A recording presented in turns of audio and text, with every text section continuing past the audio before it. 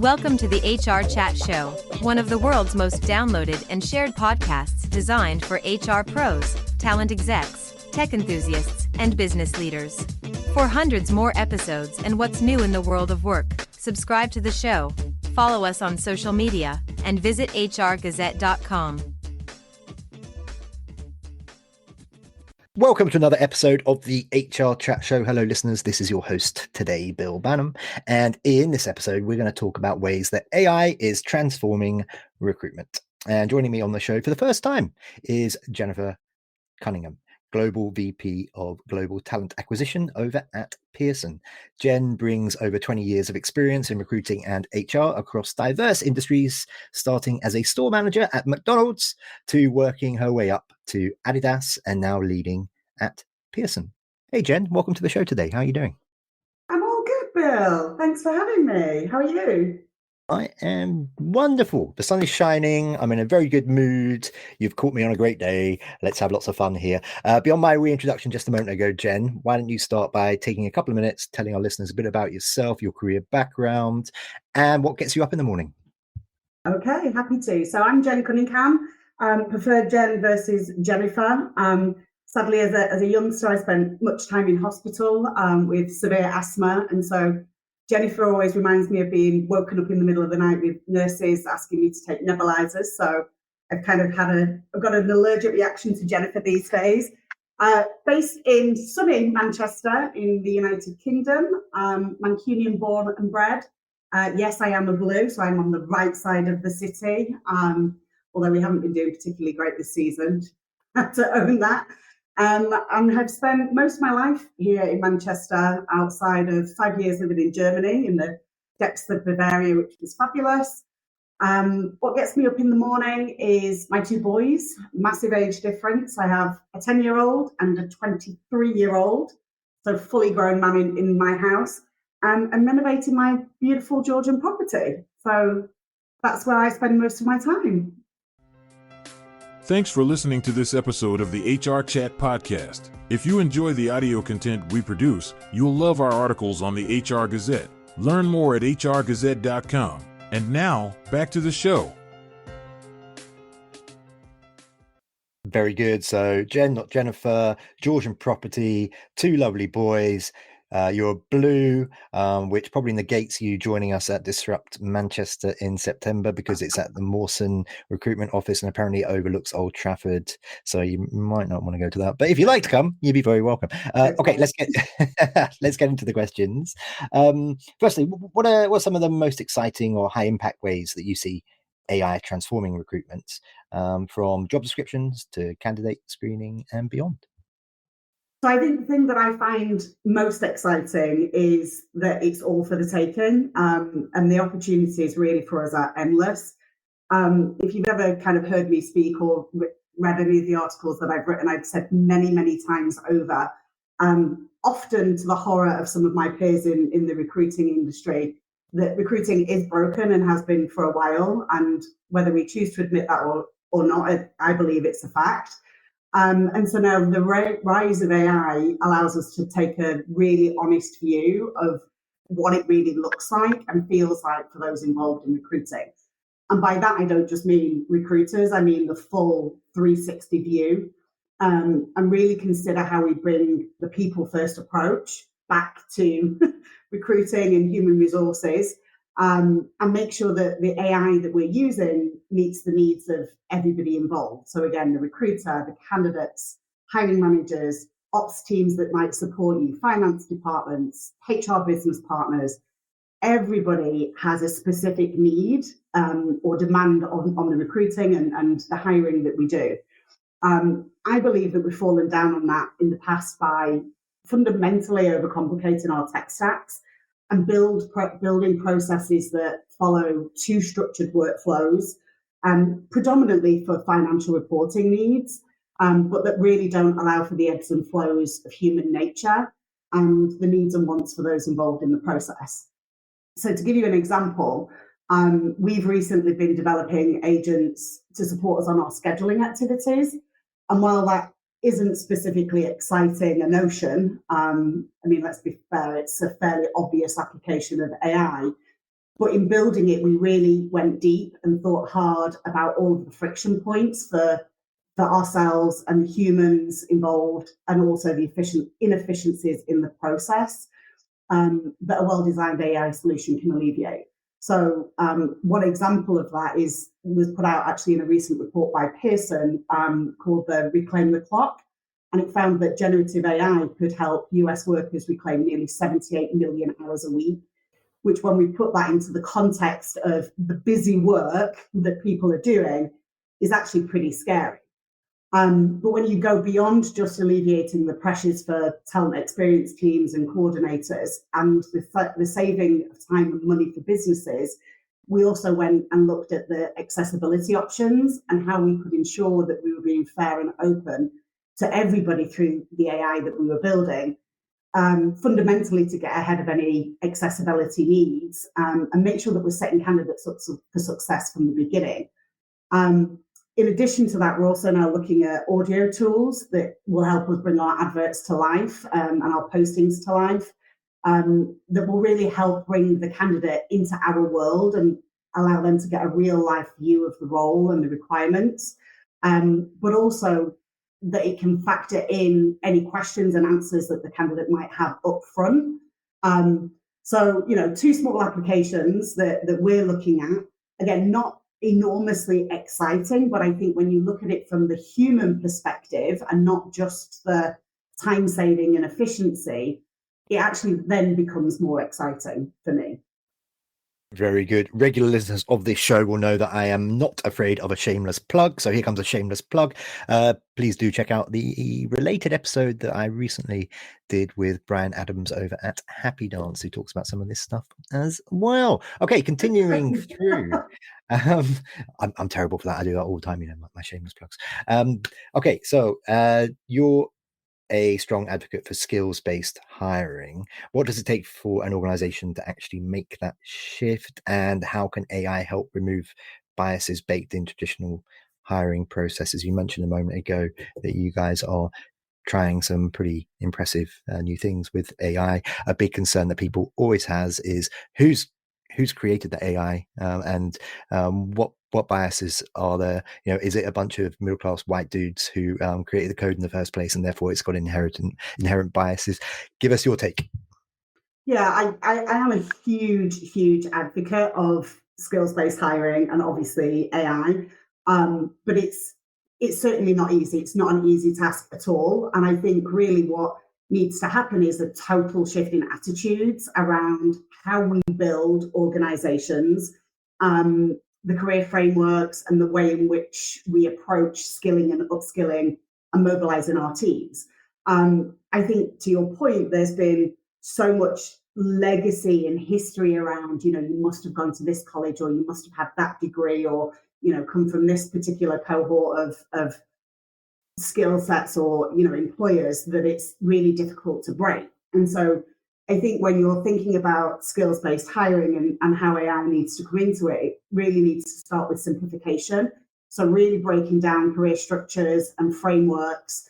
And then once you've done that, breaking down the jobs themselves, really to the minutiae kind of task level, really understanding what tasks and deliverables are within every single role in your organization. And then once you've got line of sight of that, again, at the micro level, you can really start to understand where AI can help remove that human burden. Once you understand then what the AI can take over, you can really start to look at the skills that are needed for the rest of the tasks, the pieces that AI won't take over, and how you can then use, again, AI to develop those skills within your current existing structures and teams.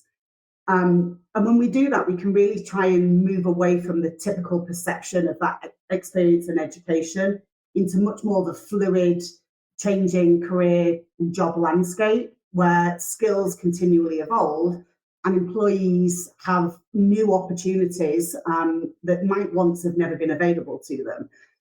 But fundamentally, to succeed in any of those two spaces, we really must rethink learning, skills, and career development in a holistic way.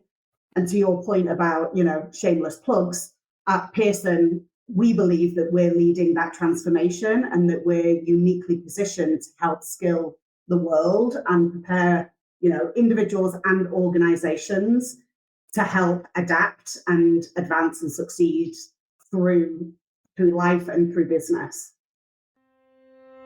In 2025, being prepared to support your employees during times of crisis is more vital than ever.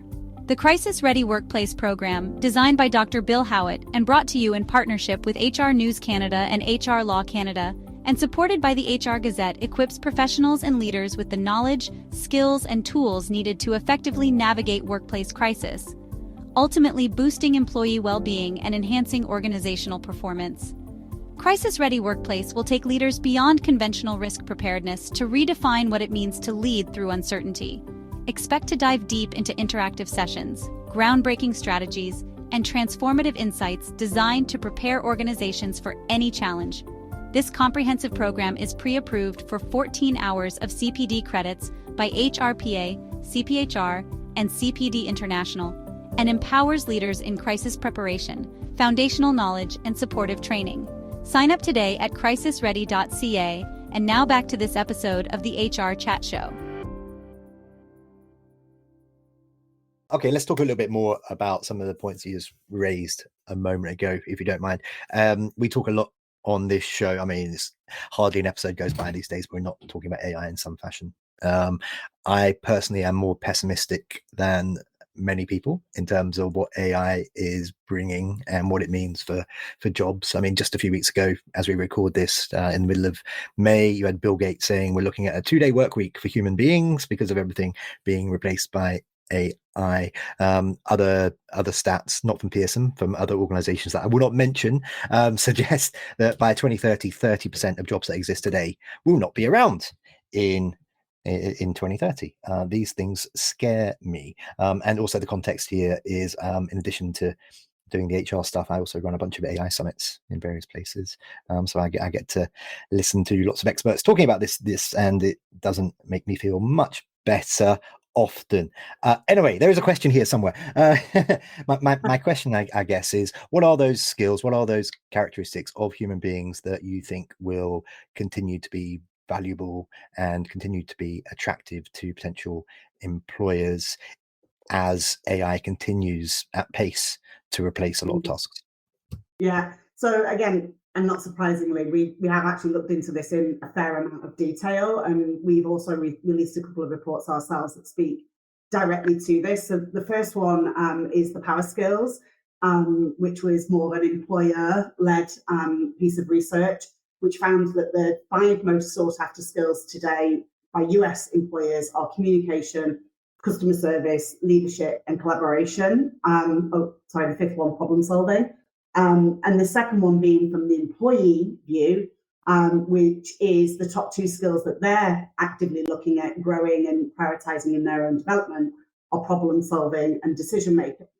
And interesting, when I kind of play those stats and those reports back into my own organization and my own team, I can honestly put my hand on my heart and say that what I look for in a recruiter has completely shifted, in that I no longer now need somebody who can compile a strong Boolean, search, or to be able to write a nice, funny, attractive advert, but rather now I have a stronger lean towards finding candidates with really good critical thinking. Those people who have the ability to discern and interpret information in a different way. Because let's be honest, when we think about AI, it's pulling from the internet. And the phrase that I always use with my team is the internet is full of 3 things: truths, lies, and half-truths, meaning truths spun through a particular perspective and or lens that a recruiter now needs to be able to dig into and really understand, the fact from the fiction. The second piece that I think is important, not just for recruiters, but more broadly in all enterprises, is adaptability. Because as you just said, the landscape is changing and at pace. And I think a level of curiosity and resilience and desire to lean into the change for a force of positive versus being scared of it really is what's going to make the difference for a lot of organizations and individuals when it comes to their own careers. Okay, very good. I have the word disrupt in my next question, which is good, considering some of the other things I get up to. When it comes to overhauling legacy recruitment systems, Jenn, where do you see the biggest resistance, and what advice would you give to leaders who are nervous about disrupting the way things have always been done? So I think for me, this is almost a multifaceted answer, in that when we consider our legacy systems, there's a lot of resistance there because, again, it falls into the old school notion of one source of truth, or, sometimes as even recruiters, leaders, we don't have control over what legacy systems we use. You're either an SAP house or an Oracle house, or, one of the others. So quite often we don't have the budget or the influence or the know-how to move people away from those. But I think we need to readdress our own thinking that I don't actually believe the legacy systems are the problem, because so much of the AI that's out there now can sit separately. So we need to move away from that notion of one source of truth. There's so many different tools that are just plugins, Chrome extension, browser extensions. And so for me, when I think about it in its broadest sense, it's actually more around attitude and pace. You just mentioned it there in the question before last about what we've been hearing on AI and taking our jobs. And I think sadly, that is the message that has hit recruiters, that, AI is coming for you, it's going to take your job. And so now all of a sudden we're trying to pivot that language because it, suits us to some degree, that we want recruiters using the AI because we can get them to be more effective and efficient. But yet in the same time, all they're hearing is, if I get better at this and I use this AI, my job will go away. And so, those two messages, it's going to take your job and it's going to make your life easier, are at conflict. And now it's an uphill battle for anybody trying to disrupt their teams with AI to get them to unhear that first message and be curious and lean into it and get on board. That, for me, I think is going to be the biggest challenge. And that's the piece that really needs to help to shift for us to really make the difference in recruiting. I'd be keen to hear your experiences at Pearson. Have you seen the team that handles recruiting for Pearson decline in numbers because AI is replacing a bunch of those roles? Are you actually seeing the same sorts of numbers of staff performing those duties, or maybe you've even increased numbers because you're being way more productive by being augmented by the AI? What's the experience over there? Yeah, so my team has reduced by 31% year on year from March last year to March this year. That's predominantly, however, in more of our tech experience team. Not tech experience, our talent experience team. So, the scheduling, the onboarding, the conversion. So again, that real transactional kind of task level that we've eliminated through the agents that we've deployed. Conversely, actually, our recruiters are busier than ever. So it is a really busy time for us. Obviously our business, like every other business, is leaning into AI. I think that the attitudes of the recruiters is definitely getting on board, particularly those in the tech space. So my tech recruiters and my product recruiters are very excited about everything that we're going on, and they're the first to get in and play with things. Some of the other teams are a little bit slower on the uptake, but I think, as we start to launch things like prompt libraries and, little communities that we've got going internally on our SharePoint site, where they can see and hear from other recruiters in the team how they're deploying AI and how it is actually helping them to do a better job and to do the stuff that they really want to do. Because I think recruiters for such a long time talk about the reason that they do the job is because they love to connect with people and they like to add value, but yet so much of the job is admin and, not face-to-face with people. I'm continually reiterating the message of, this is a value driver for you guys. Like, you've always asked for a seat at the table. Get this stuff off your plate, be more effective in the way that you do it, and then you can do the work that really adds the value. You can be the influencer and the partner that you truly want to be to the business. Just a quick follow-up to that, and I am conscious we've got to wrap up in a couple of minutes. With AI replacing so many of those more mundane tasks that recruiting professionals, TA professionals were doing previously, is that affecting commission levels? Are commissions going down because part of the commission is not just landing a candidate, it's doing all that other stuff? Or are we seeing those remaining about the same? So we don't pay commission to our recruiters. They're all on base salaries. My CHRO and I have kind of bounced the idea around previously about doing that, given that we're, a high performing culture. And this is just my humble opinion, by the way. This is not a Pearson view necessarily. I actually think having commissions on in-house teams drives the wrong behavior, because then it comes about the financial versus the dedication to the delivery of the business mission. And for me, I would always rather a recruiter say to a hiring manager, give me one more week, don't hire that person. I know I can find you someone better. That's the kind of recruiter I want in my team versus I just want to get this rec closed and get it off my plate. So I honestly couldn't answer the commission piece because my team are not aligned there. I know that there's a lot of fairly big agencies in the UK right now closing. So maybe that's an indication. And just finally for today, Jenn, how can our listeners connect with you? So maybe that's LinkedIn. You and I are already connected, by the way. Thank you very much. Maybe it's email address. Maybe you're super cool and all over TikTok and places. And of course, how can they learn more about Pearson? So I am on LinkedIn, as you would expect. So that would be the best place to find me. Don't consider myself an influencer. I'm not really big in the social space. And Pearson.jobs is where you can come and learn more about us and who we are and what we do, and hopefully find yourself on our side of the table one day. Excellent. And as always, of course, listeners, the links will be in the show notes if your pencil broke when you're trying to write down all that information. Jenn, that just leaves me to say for today, thank you very much for being my guest on this episode of the HR Chat Show. Thank you so much for having me. I've really enjoyed our chat. Good. And then I'm going to bother you about doing more in the future. And listeners, as always, until next time, happy working. Thanks for listening to the HR Chat Show. If you enjoyed this episode, why not subscribe and listen to some of the hundreds of episodes published by HR Gazette? And remember, for what's new in the world of work, subscribe to the show, follow us on social media, and visit hrgazette.com.